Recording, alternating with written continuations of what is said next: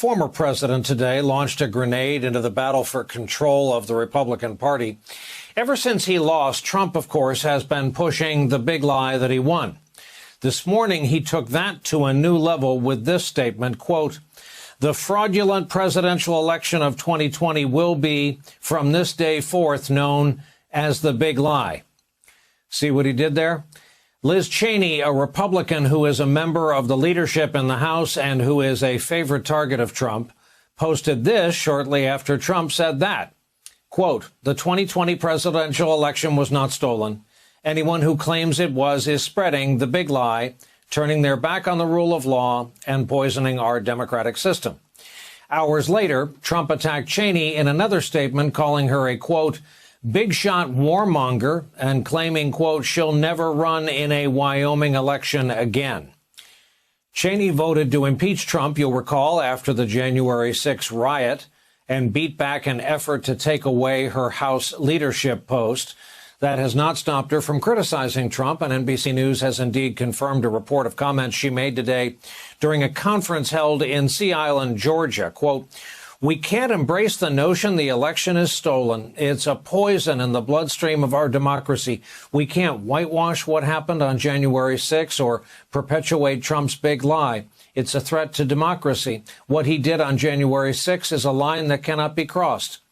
Well, tonight, Axios reporting House Republicans are moving closer to ousting Cheney from leadership. She's in the number 3 position currently, replacing her with another woman from the House ranks. The Washington Post writes that those Republicans who won't spread the false claim of a stolen election find themselves increasingly out in the cold. Ashley Parker, who's standing by to join us in just a moment, is co-author of a piece that points out, quote, 6 months after Trump lost to Biden, rejection of the 2020 election results, dubbed the big lie by many Democrats, has increasingly become an unofficial litmus test for acceptance in the Republican Party.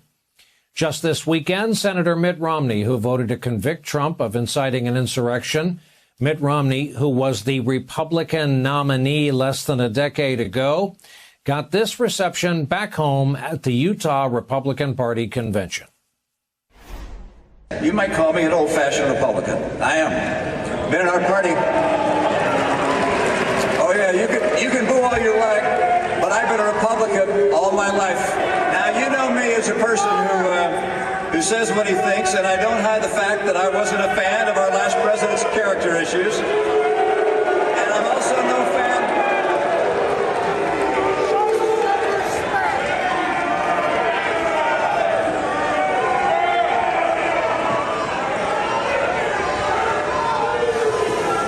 Aren't you embarrassed?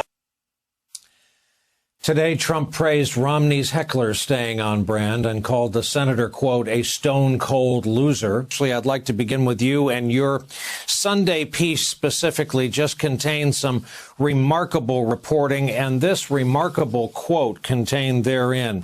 Deborah L., a Republican organizer in Michigan and fervent supporter of former President Donald Trump, says she has good reason to believe the 2020 presidential election was stolen. I think I speak for many people in that Trump has never actually been wrong. And so we've learned to trust when he says something that he's not just going to spew something out there that's wrong and not verified. Ashley, that goes a long way toward explaining the new CNN poll. 70% of Republicans surveyed believe the election was stolen. It goes a long way of explaining how deep the belief runs. That's exactly right. And one of the things we set to document in this weekend story was that this isn't just a question and it's sort of a fealty test that's roiling Republican lawmakers in Washington, who the truth is generally know better. And when they refuse to accept the election results, that's more an indication of their unwillingness to take on former President Trump. And they kind of like to avoid the question. But when you go out across the country and you look down at lower levels of the Republican Party, so, state party chairmen, state party executive directors, grassroots activists like Deborah L., who I interviewed, a lot of them really do believe what Donald Trump has falsely and baselessly been claiming and what he is now today trying to rebrand as his own big lie and take that back from Democrats.